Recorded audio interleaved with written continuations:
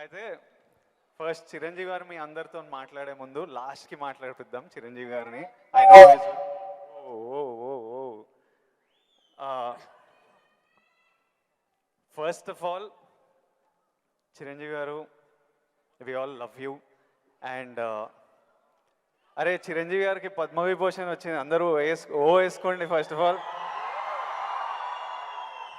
మీకు తెలుసా అసలు ఇండిపెండెన్స్ వచ్చినప్పటి నుంచి ఇండియాలో ఒక 300 మందికి వచ్చింది పద్మవిభూషణ్.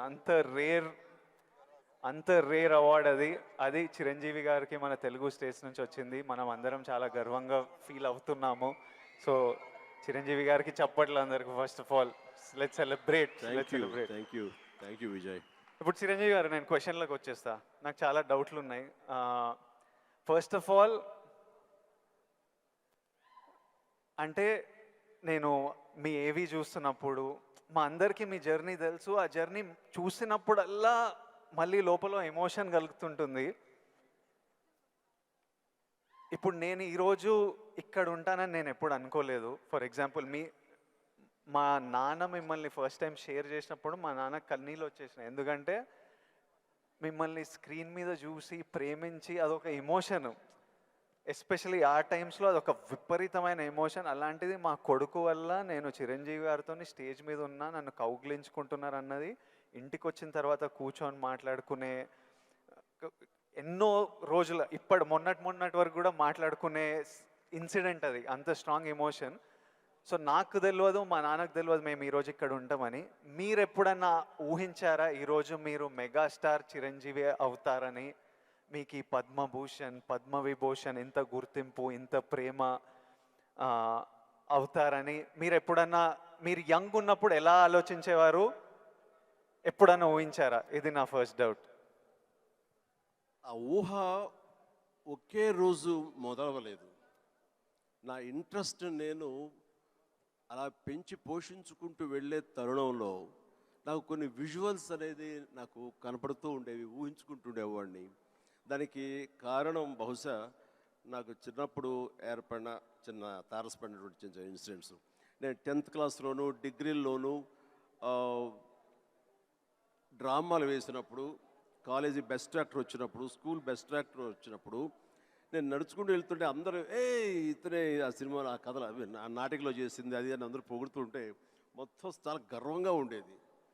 అది రుచి మరిగే నేను ఆ రకంగా నా మైండ్ సెట్ లేదా ఒక బీజం లాంటిది నాకు ఆ క్షణానే పడింది అనుకుంటాను నేను నటుడు అవ్వాలని. ఒక నటుడైతే ఇంతమంది అటెన్షన్ ఉంటుందా? మన కాలేజీ ఫస్ట్ వచ్చినా సరే ఇంతమంది మన ఇంకా చూడరే, అలాంటిది నటుడు అయితే సెలబ్రిటీ అయితే ఇంత ఇదిగా ఉంటుందా అన్నది అక్కడి నుంచి దాన్ని నర్చర్ చేసుకుంటూ పెంచి పోషించుకుంటూ అలా వచ్చిన అవకాశాలను సద్వినియోగం చేసుకుంటూ ఆల్వేస్ నా దృష్టి ఏంటంటే నేను ఎదురు నడుచుకుంటూ వెళ్తుంటే కొన్ని 100 మంది 1000 మంది నన్ను చూస్తారు, చూడాలి అంటూ అలా day after day, year after year పెరుగుతూ వచ్చినమాట వాస్తవం. సినిమాల్లోనే రాణించాలి, సినిమాల్లోనే ఉండాలి అంటూ నా ఇష్టదైవమైన ఆ ఆంజనేయ స్వామిని నేను స్మరించుకుంటూ, ఆయనతో సంభాషించుకుంటూ, ఆయనతోటి బేరసారాలు ఆడుతూ, నువ్వు నన్ను ఆ పొజిషన్ తీసుకెళ్తే నేను నీ కోసం ఈ త్యాగాలు చేస్తాను, నీ కోసం ఇంత క్రమశిక్షణతో ఉంటాను, నన్ను ఆ పొజిషన్ తీసుకువెళ్ళు అంటూ నిరంతరం ఆయనతో ఇంటరాక్ట్ అవుతూనే వచ్చేవాడిని. దేవుడు అనేవాడు ఉన్నాడా లేడా అనే దాని గురించి కానీ, దేవుని నమ్మకం అనేది పక్కన పెడితే, దేవుడు అనేది నథింగ్ బట్ ఈ ప్రకృతి. దేవుడు is nothing but our inner consciousness, అంతరాత్మగా నువ్వు ఏదైతే ఫీడ్ చేస్తావో, ఏదైతే సో చేసుకుంటూ నర్చర్ చేస్తూ నీళ్లు పోసుకుంటూ పెంచి పోషించుకుంటావో, one day you have to attain that, you have to reach that goal. అదే ఈరోజు జరిగింది. ఇప్పుడు మీరు కాబట్టి నీకు షార్ట్ ఆన్సర్ ఎస్, ఊహించారు, ఈ పొజిషన్ రావాలని ఊహించారు, అందుకే వచ్చారు. మీరు ఓకే స్కూల్లో నటించారు, ఆ ప్రేమ మీకు నచ్చింది, ఈ పొజిషన్ సినిమా మీకు ప్రేమ, సినిమాలో ఈ పొజిషన్కి రావాలనుకున్నారు, ఊహించారు. కానీ ఫస్ట్ టైం ఆ డెసిషన్ మీరు తీసుకొని మీ అమ్మా నాన్న వాళ్ళతోనూ చెప్పింటారు కదా, ఇప్పుడు ఊరు నుంచి సిటీకి రావాలి, నా కెరియర్ ఇదనుకుంటున్నాను అన్నప్పుడు మీ ఫ్యామిలీ వాళ్ళు ఎలా రియాక్ట్ అయ్యారు దానికి? నా అదృష్టం కొద్దీ మా నాన్నగారికి కూడా చిన్న సినిమా పిచ్చి ఉంది. అందుకని ఆయన అందులో రాణించలేకపోయారు. కానీ కొడుకు వెళ్తానంటే ఆయనకి ఇష్టమే. కానీ ఏమో అక్కడ పరిస్థితులు ఎలా ఉంటాయో, ప్రతికూల పరిస్థితులు ఏముంటాయో, తను రాణించగలడా లేదా అన్నది నాకున్నంత నమ్మకం నాన్నగారికి లేక సంశయించారు.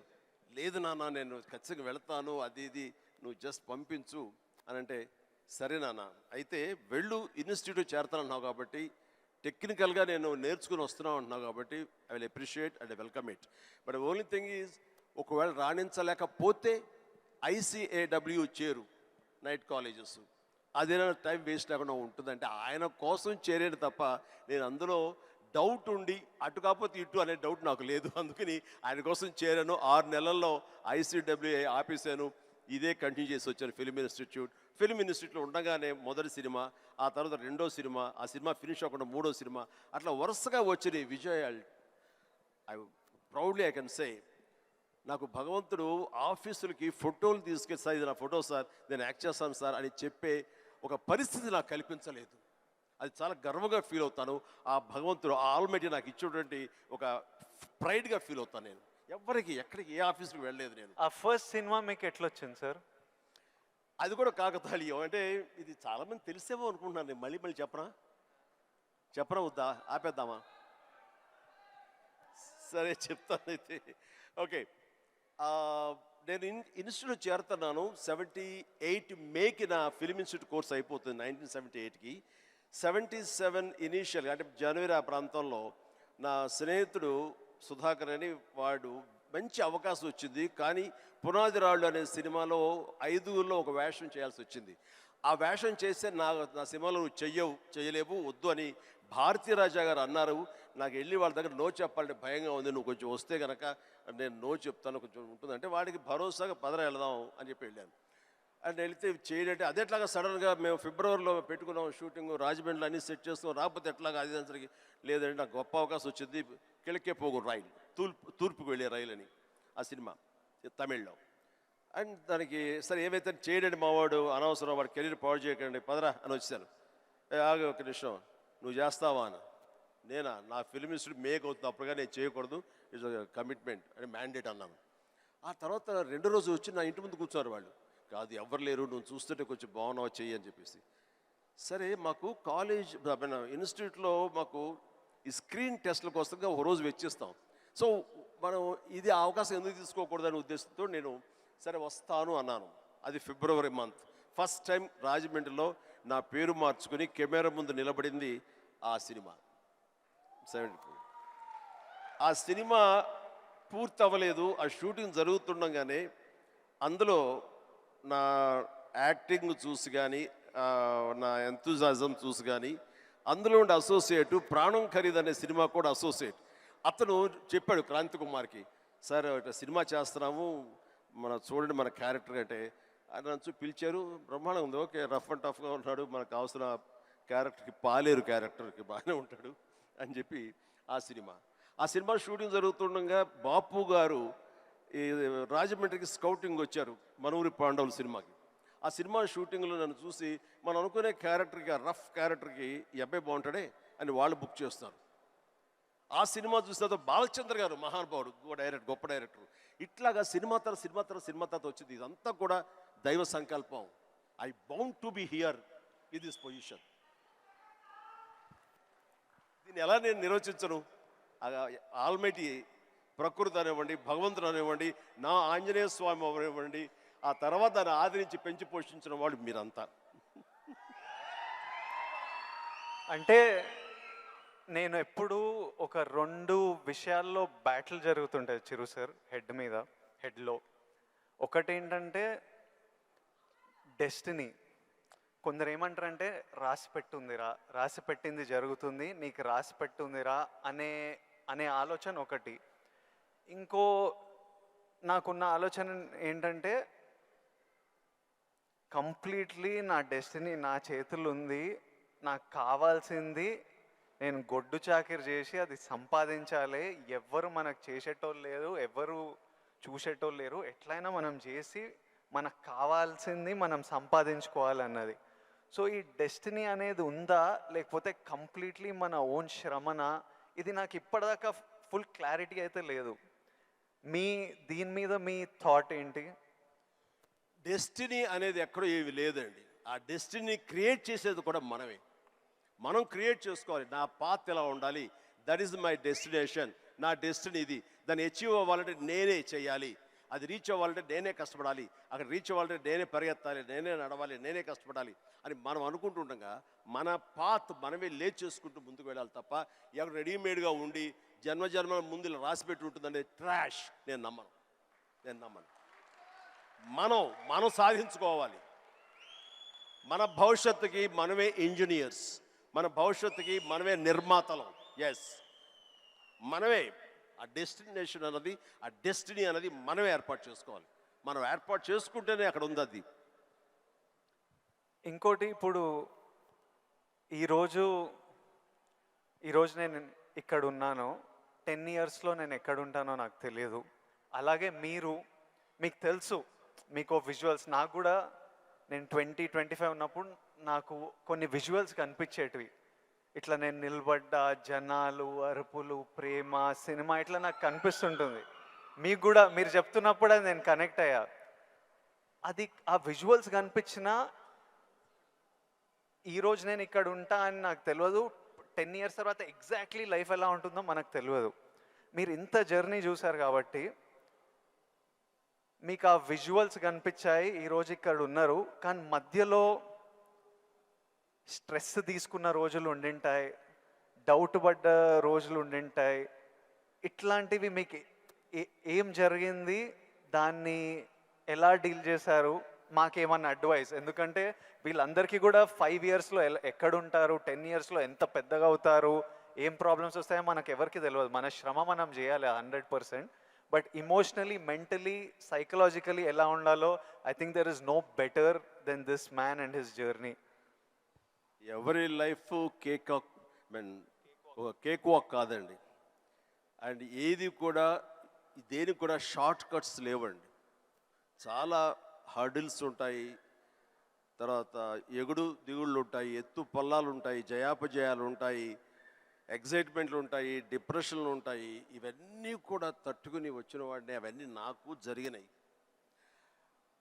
ఒకే ఒక ఎగ్జాంపుల్గా చెప్పాలంటే, నా మైండ్ సెట్ ఎలా ఉండిందంటే, ఒక ఉదాహరణకి చెప్పేస్తాను. న్యాయం కావాలనే సినిమా, శారద గారు ఆఫ్టర్ లాంగ్ గ్యాప్ రీఎంట్రీ, ఆవిడ ఒక డిఫెన్స్ లాయర్, నా తరపున కొంగర జగ్గయ్య గారు ఒక డిఫెన్స్ లాయర్, రాధిక ఒక దాంట్లో ఉంది, క్రాంతి కుమార్ గారు పైన క్రేన్లో ఉండి ఆయన కొంచెం ఆపరేట్ చేస్తారు, though is a producer. And 300-400 మంది, ఇప్పుడు ఇక్కడ ఎంతమంది ఉన్నారు ఈ హాల్ అంతమంది జూనియర్ ఆర్టిస్ట్ తోటి ఉంది. అది లాస్ట్ వర్డిక్ట్ ఆ న్యాయం కావాలి సినిమాకి. సో అందరూ రెడీ ఉన్నారు, నేను బయట ఉన్నాను. అసిస్టెంట్ డైరెక్టర్ వచ్చి పిలిచిన తర్వాత గబగ వచ్చేస్తే నా బోన్లో నేను ఉంచున్నాను. అందరూ ముందు ఆయన, ఏంటంటే మేము కూడా పిలవాలా, వచ్చి ఇక్కడ పడి ఉండారా మీరు, ఏంటంట అప్పుడే సూపర్ స్టార్ అనుకుంటున్నారు మీరేమన్నా, ఉండండి, ఇది పెద్ద పెద్ద యాక్టర్లు లేరా, జగ్గయ్య గారు, శారద గారు అనేసరికి ఒక్కసారి గుండె పిండేసేట్ అయింది విజయ్. ఇందులో నా తప్పే ఉంది, బయటే ఉన్నాను, ఫ్లోర్ బయట, వాళ్ళు పిలిచారు, వచ్చాను, కూర్చున్నాను, ఎదురు తప్పేంటి, ఎందుకు అలా అరుస్తాడు, పైగా క్రెయిన్ పైన ఉండేసరికి ఆయన అరుపులు అందరికీ వినపడుతున్నాయి. అలాగే కామ్ అయిపోయాను. ఆ రోజు మధ్యాహ్నం భోజనం చేయబుద్ధి కాలేదు. సాయంత్రం ఇంటికి వెళ్ళిపోయిన తర్వాత నా ల్యాండ్ ఫోన్ వచ్చింది. నేనే క్రాంతి కుమార్ని మాట్లాడుతున్నాను. చెప్పండి సార్. ఏం లేదు, శారద జ్ఞాపక శక్తి లేకో ఏవో తెలియదు, ఫిల్మ్ తినేస్తుంది. అప్పట్లో కోట 400 లేదా 500 అడుగులు మాత్రమే ఇచ్చేవాళ్ళు రోజుకి.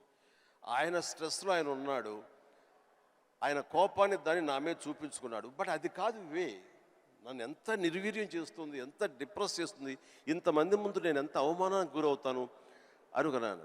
కానీ ఆయన అన్న మాటలు, అవమానం అన్నీ పక్కన పెట్టి ఒక్క మాట మాత్రం నా మైండ్లో ఉండిపోయింది. అయితే మీరు సూపర్ స్టార్ అనుకుంటున్నారా అని.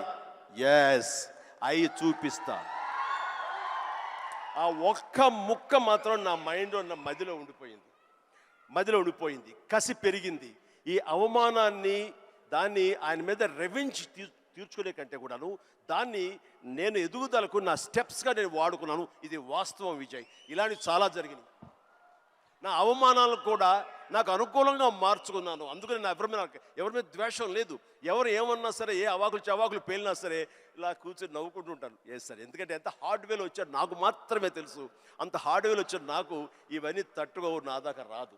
That's it.